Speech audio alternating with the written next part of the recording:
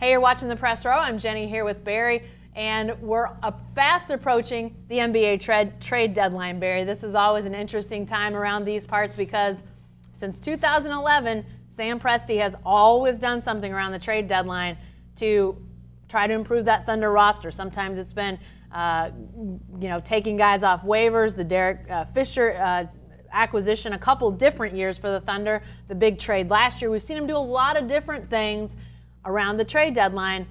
What's it going to be this year? I think it's going to be minor. I mean, if I'm guessing, I'm going to say a minor trade. The Thunder doesn't have a whole lot to deal. I mean, they like what they've got. They don't want to upset the chemistry, the core. They've got the third best record in the NBA. They've got a team that's playing at a very high level all across the league. Most analysts are saying there are 4 teams that can win the NBA title.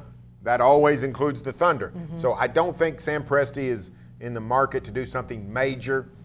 So maybe trade for a 3-and-D guy, a wing player who can defend some and shoot some, but he's not going to give up a lot for it. Maybe a Mitch McGary and DJ Augustine, that crowd, Steve Novak.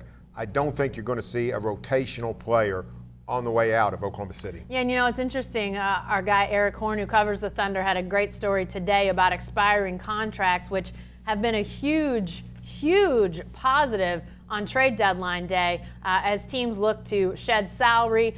They love to get those guys with the expiring contracts, of which the Thunder has, I believe, 4, Kevin Durant being one of them. I don't think he's going anywhere, folks. But those expiring contracts being such a sought-after commodity, but with this new cap coming on and all this TV money about to hit the NBA, those aren't nearly the sought-after commodity they used to be. But for the Thunder, when you're facing a summer and a couple summers coming up with some big free agents, those expiring contracts are very positive for the Thunder to keep.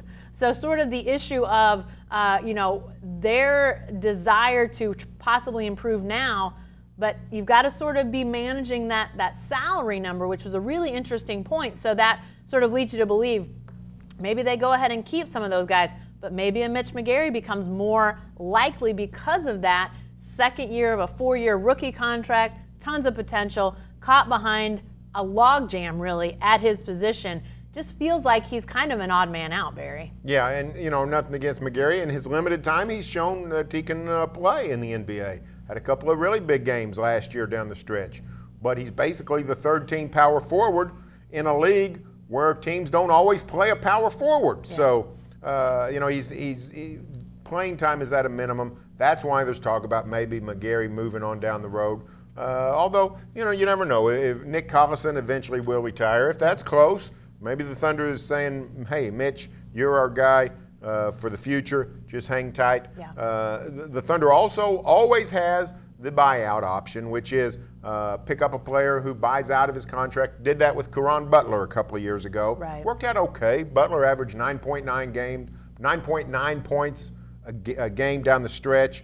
There's talk about Joe Johnson and people like that being bought out this year. I don't know that Joe Johnson fits with the Thunder, but always look at that free agent list in season, and the Thunder could go into that direction. But I think it's most likely that it's just some minor trade with no major upheaval to this roster. Yeah, I would agree with that. And we've already seen some moves made that involved players that we thought might be Thunder targets.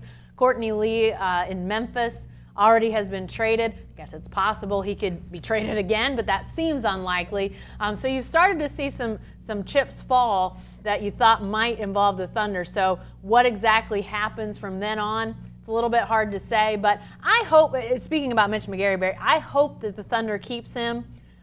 It's just going to really be a situation of how much are they offered and how much is the offering team valuing Mitch McGary? Because, Barry, I think Mitch McGary is talented enough that he'd be a rotational player, probably about 2/3 of the teams. Might start for a handful, but could definitely be a rotational player for a lot of teams out there. So we'll see what teams are willing to offer. Again, 2 p.m. Thursday, trade deadline.